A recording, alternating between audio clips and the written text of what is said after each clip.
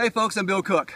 Well, one of the things that can happen at rental property is you get a water leak. So what I had is a case of yesterday where a resident in one of our properties called up and said, "Yo Bill, had a 9,000 gallon water bill.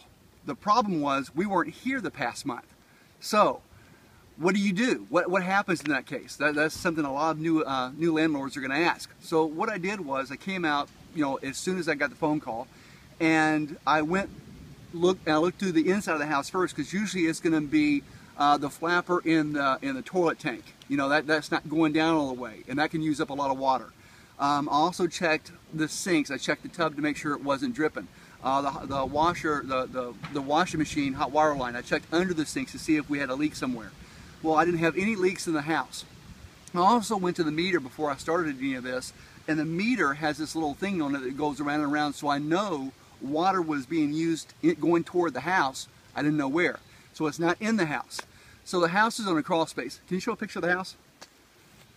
So that's the rental property, and it's a ranch on a what's it called, crawl space. So I went under the crawl space and I found out where the line was coming up into the house, and I chased the copper all the way through. No leaks. So there's no leaks in. But I came back to the meter and it's still running. So one of the things I did is there's a cutoff valve under the house, so I turned the cutoff valve, so now I know there's no water coming into the house at all, and the meter kept spinning. So what's that tell you? Well, we know that we have a leak, it's a slow leak, but it's in the water line between the meter and the house. So how do you fix that?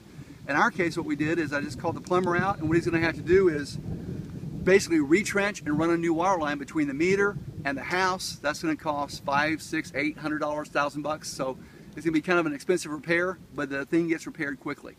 And then we'll go to the water department, and they have usually a board, the broken water line department, something where they'll work with you to get that down, get the bill lowered down. And the big question landlords always have is, who's responsible for paying that bill?